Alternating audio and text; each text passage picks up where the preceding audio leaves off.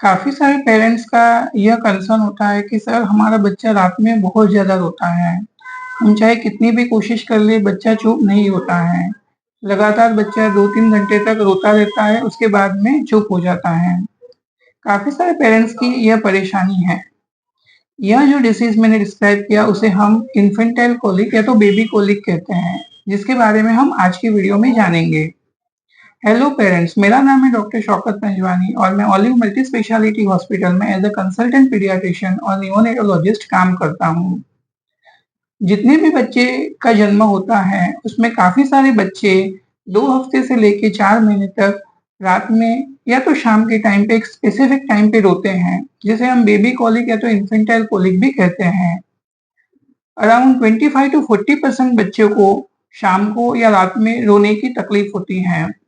तो ये काफ़ी बड़ा नंबर है और जब भी बच्चा रात में बहुत ज़्यादा रोता है, तब पेरेंट्स बहुत घबरा जाते हैं। उन्हें लगता है कि बच्चे को क्या दिक्कत हो गया है और उन्हें बहुत सारी परेशानी होती है। तो आज के वीडियो में हम जानेंगे कि ये बेबी कोलिक क्या होता है, उसके सिम्पटम्स क्या हैं, यह क्यों होता है, इसके कॉजेज़ क्या-क्या हैं और उसे कैसे प्रिवेंट किया जा सकता है। जब भी बच्चा दिन में 3 घंटे से ज़्यादा लगातार होता है और ऐसा हफ्ते में 3 दिन तक होता है और यह चीज़ 3 हफ्ते तक कंटिन्यूअस रहती है, तो इसे हम बेबी कोलिक कहते हैं। जब भी बच्चा बहुत ज़्यादा रोता है, तो एक बार पीडियाट्रिशियन को दिखा के कोई अंदरूनी दिक्कत है कि नहीं, वह पहले चेक कर लेना चाहिए। बेबी कोलिक या इन्फेंटाइल कोलिक एक एक्सक्लूजन डायग्नोसिस है। इसका मतलब यह है कि जब भी बच्चा बहुत ज़्यादा रोता है, तो बच्चे के डॉक्टर उसका पूरी अच्छे से एग्ज़ामिनेशन करते हैं। बच्चे को पेट के अंदर, अतड़ी में, किडनी में, लिवर में, कान में या कोई अंदरूनी और बीमारी है कि नहीं, वह चेक करते हैं। और यदि बच्चे को अंदर की कोई बीमारी नहीं है, तो इसे हम बेबी कोलिक या तो इन्फेंटाइल कोलिक कहते हैं। तो आइए अब जानते हैं कि बेबी कोलिक के लक्षण क्या-क्या होता है। ज़्यादातर न्यूबॉर्न बच्चे 2 हफ्ते से 4 महीने की उम्र तक रात में या शाम को एक स्पेसिफिक टाइम पे रोना चालू करते हैं। जब बच्चा रोना चालू करते हैं तो वो लगातार 1-2 घंटे तक रोते रहते हैं। बच्चे को दूध पिलाने की कोशिश करने के बाद भी बच्चा चुप नहीं होता है, वो रोता रहता है। बच्चे अपनी मुट्ठी बंद करके ज़ोर-ज़ोर से चिल्लाते हैं। उनका जो क्राई होता है वो बहुत हाई पिच्ड होता है।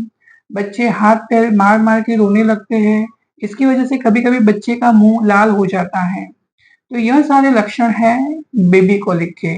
इसमें कभी-कभी बच्चे का पेट फूल जाता है और बच्चा कभी-कभी बहुत ज़्यादा गैस छोड़ता है। यह लक्षण भी शामिल हैं। तो आइए जानते हैं कि बेबी कोलिक क्यों होता है, उसके रीज़न्स क्या-क्या हैं। सबसे ज़्यादा और सबसे कॉमन कॉज़ यह है कि छोटे बच्चों में गैस बहुत ज़्यादा बनता है। यदि बच्चा माँ का दूध पीता है या तो फ़ॉर्मूला का दूध पीता है, फिर भी छोटे बच्चों में कई बार दूध डाइजेस्ट नहीं होने की वजह से बच्चों में गैस बनता है। यह गैस बच्चे के पेट में जमा होता रहता है। कभी-कभी बच्चे की अतड़ी में भी यह गैस चला जाता है और उसकी वजह से बच्चे की आंतें स्ट्रेच होने की वजह से बच्चे को पेन होता है और इसकी वजह से बच्चा रोता है। कई बार ओवर फीडिंग की वजह से भी बच्चे रोते हैं। कई मदर्स को ऐसा होता है कि मेरा बच्चा इतने टाइम में इतना दूध पीना ही चाहिए। तो यदि बच्चा भूखा है कि नहीं, फिर भी वह एक स्पेसिफिक क्वांटिटी का बच्चे को दूध पिलाती रहती हैं, जिसमें कभी-कभी बच्चा ज़्यादा दूध पी लेता है, ओवर फीडिंग हो जाता है, उसकी वजह से बच्चे का पेट फूल जाता है और बच्चे को बहुत ज़्यादा कोलिक पेन होता है। तो यह एक चीज़ बहुत ध्यान रखनी ज़रूरी है कि 2 महीने की उम्र के बाद बच्चे को हम डिमांड फीडिंग देते हैं, यानी बच्चा जब भूख से रोता है, तभी उसे दूध देना है। हर 2-2 घंटे में बच्चे को दूध नहीं पिलाते रहना है। कई बार जब बच्चा माँ से दूध पीता है, तो बच्चा छाती से ठीक तरह से नहीं लगने के कारण जब बच्चा दूध खींचता है, तो दूध के साथ-साथ हवा भी बच्चा निगल जाता है और यह हवा बच्चे के पेट में जमा होती है और इसकी वजह से बच्चे के अंदर गैस ज़्यादा बनती है और बच्चा ज़्यादा रोता है, जिसकी वजह से बच्चे को कोलिक पेन होता है। कई बार मदर के कुछ खान-पान की वजह से भी बच्चे को कोलिक पेन होता है। बहुत ज़्यादा spicy food, onions, chocolates, peanuts, मसाले, तेल वाली चीज़ें, यह सब चीज़ें बच्चे की माँ यदि खाती है, तो बच्चे के दूध पीने की वजह से बच्चे को कोलिक पेन हो सकता है। तो अब आइए जानते हैं कि बच्चे को इन्फेंटाइल कोलिक है वो कैसे डायग्नोज़ किया जाता है। मैंने जैसे आगे बताया कि इन्फेंटाइल कॉलिक एक डायग्नोसिस ऑफ एक्सक्लूजन है, यानी कि यदि बच्चा बहुत ज़्यादा रोता है तो आपको एक बार अपने पीडियाट्रिशियन को दिखा देना ज़रूरी है। आपके पीडियाट्रिशियन बच्चे को अच्छे से एग्ज़ामिन करेंगे और उसे अंदरूनी कोई दिक्कत है कि नहीं वो जाँच कर लेंगे। यदि बच्चा पूरी तरह से स्वस्थ है और रोने का और कोई रीज़न नहीं है तो इसे हम बेबी कॉलिक या तो इन्फेंटाइल कॉलिक कहते हैं। जब भी बच्चे को बेबी कॉलिक होता है तो क्या करना चाहिए? हम अक्सर पेरेंट्स को सलाह देते हैं कि जब भी आप बच्चे को दूध पिलाते हो तो बच्चे को गोद में लेके उसका सर थोड़ा ऊँचा रख के ही दूध पिलाना चाहिए। यदि बच्चे को सोते-सोते दूध पिलाया जाता है तो कभी-कभी बच्चा उल्टी कर देता है और इसकी वजह से बच्चे के पेट में गैस बन सकता है। जितनी भी बार बच्चे को दूध पिलाया जाता है, दूध पिलाने के बाद बच्चे को कंधे पे रख के उसे थप्पी दिया जाता है, जिसे हम बर्पिंग कहते हैं। बर्पिंग करने से ज़्यादातर बच्चों को कॉलिक का समस्या कम होता है। कई बच्चों को 5-10 मिनट कंधे पे रख के ही बच्चा चुप हो जाता है, लेकिन यदि बच्चे को लगातार कॉलिक का प्रॉब्लम हो रहा है, तो दूध पीने के बाद बच्चे को कम से कम 15 से 20 मिनट तक कंधे पे लेके उसका पीठ थपथपाने से बच्चे को कॉलिक का प्रॉब्लम कम होता है। जब भी बच्चे को कंधे पे लेके उसका पीठ थपथपाया जाता है, तो बच्चे के पेट में जो एक्स्ट्रा गैस चली गई है, वह गैस निकल जाती है और उसके बाद बच्चा रोना बंद कर देता है। यदि बर्पिंग कराने के बाद भी बच्चा रोता रहता है, तो बच्चे को सीधा सुला के उसके पेट के पास नाभि के आजू-बाजू हल्के हाथों से मसाज करनी चाहिए, जिससे बच्चे का गैस निकल जाता है। और कभी-कभी बच्चे के पैरों को मसाज करनी चाहिए।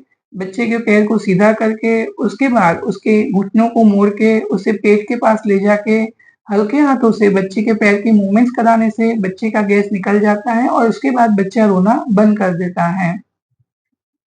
कभी-कभी बच्चे को कंधे पे रख के उसको सहलाने के बाद उसको हल्का-सा वॉक पे ले जाने से, खुली हवा में ले जाने से बच्चे रोना बंद कर देते हैं।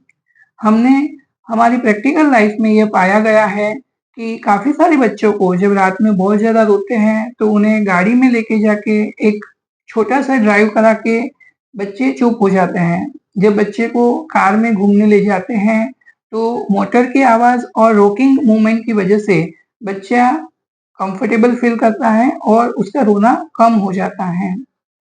यदि यह सारी चीज़ें करने के बाद भी बच्चा रोना बंद नहीं करता है और उसे कॉलिक का बहुत ज़्यादा प्रॉब्लम है, तो मार्केट में ऐसी कई सारी दवाइयाँ अवेलेबल है जिसे हम एंटी कॉलिक ड्रग्स कहते हैं।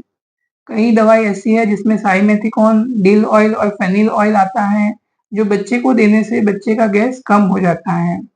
इसके अलावा हाल ही में कई सारी दवाई बनाने कंपनी प्रीबायोटिक्स लेके बाजार में आई है, जिसमें एल-ब्यूटरी और एल-रेमनोसिस जीजी नाम के बैक्टीरिया हैं, जो बच्चे का डाइजेशन इम्प्रूव करते हैं और उसकी वजह से बच्चे को गैस का शिकायत कम होता है। तो यदि आपके बच्चे को बहुत ज़्यादा कॉलिक का प्रॉब्लम है, तो आप अपने पीडियाट्रिशियन को दिखा के उनकी सलाह के अनुसार एंटी कॉलिक ड्रग्स या तो प्रीबायोटिक्स वाले ड्रग्स बच्चे को दे सकते हैं।